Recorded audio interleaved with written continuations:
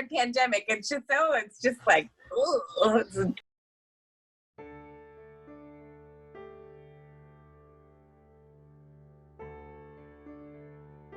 The pandemic has affected the theater's plans by basically changing everything. We were in the first week of rehearsals for our show. We had to stop all of that process and sort of put it on hold in the hopes that we can do it at some point in the future. The pandemic has certainly put us all at the same place across the globe. And so what ultimately it has done is allowed us the opportunity to rethink what the role of art is and how we continue to bring people together and stay true to our core values.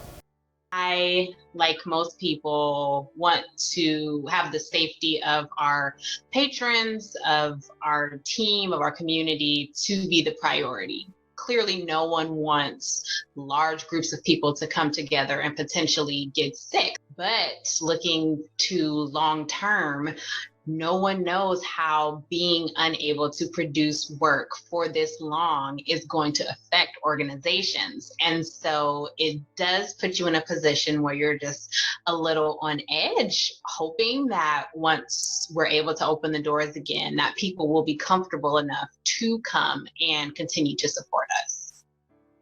Ticket sales, rental income, the retail space rental income that we also get, everything just stopped. And so Heidi and I have been working very hard for the last 5 years or so to build operating reserves so that we have sort of a cash cushion to be able to weather things like this. And because we've gone through all of that, done all that work, and we've been able to build this up, we're doing okay financially right now, but we don't know how long it's going to last. And we don't know how long our little pot of money we need to stretch it for. I was about to start helping direct Totally Red at one of the elementary schools with 7 stages. We had just finished our residency at Grady High School, which luckily we were able to get through, which was really awesome. And I'm currently a part of their finale, the Human, a Pretty Monstrous Encounter, as an artistic associate. And we were supposed to do that in person, which obviously is no longer happening. Everything I was working on with 7 stages was affected by the COVID pandemic, starting with Collective Rage, which I was actively rigging. Like, I was supposed to go into the theater the next day to do some rigging.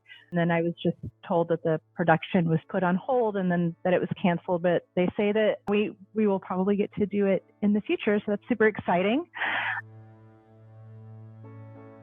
And we had just started our stint at 7 stages about a week before the coronavirus shutdown. So we're, as apprentices, we do everything from education to helping backstage at shows and helping with rehearsals and run rehearsals as assistant directors, helping with props, things like that as needed. All 4 of us are a part of the event that's happening next Saturday. I'm actually one of the hosts for the event, along with creating some of the art pieces for that as well. Me and Robbie are teaching artists, and it's very interesting to be a teaching artist for theater online, which I don't know, to me it just sounded like something that would be almost impossible just because it's so interactive and so collaborative. But the way these students have just created their own worlds, and because 7 stages really gives them the freedom to create. We've been lucky enough to continue our work with 7 stages, just in kind of a different form or fashion. Each of us have been working on personal artistic responses for the event on May 9th,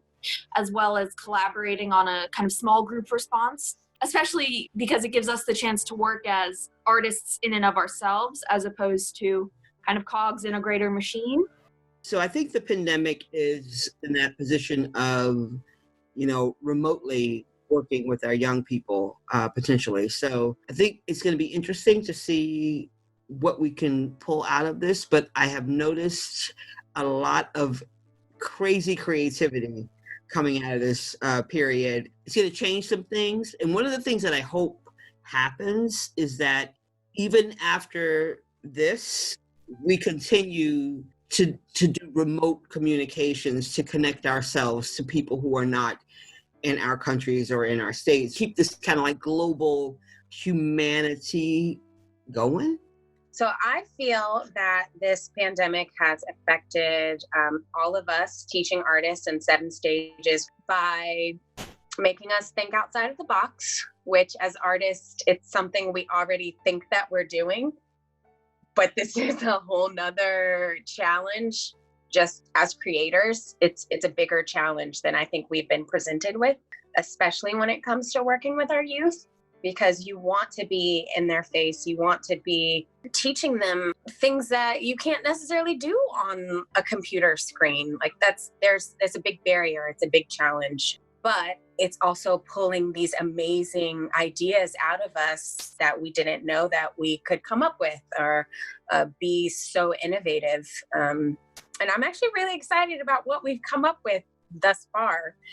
I think I am privileged in a way that the way in which I create art and the timing of this is happening at the end of what our season would have been.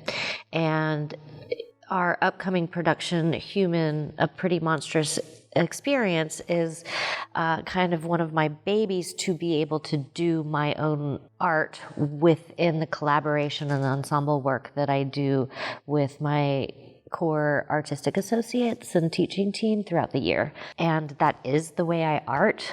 And so it's very much right in line with the timing of leading up to what we have reimagined as an arts festival, a way to be the most human together, connecting it with a blood drive, original artistic pieces, connecting people who wouldn't have normally connected. For me, that is art.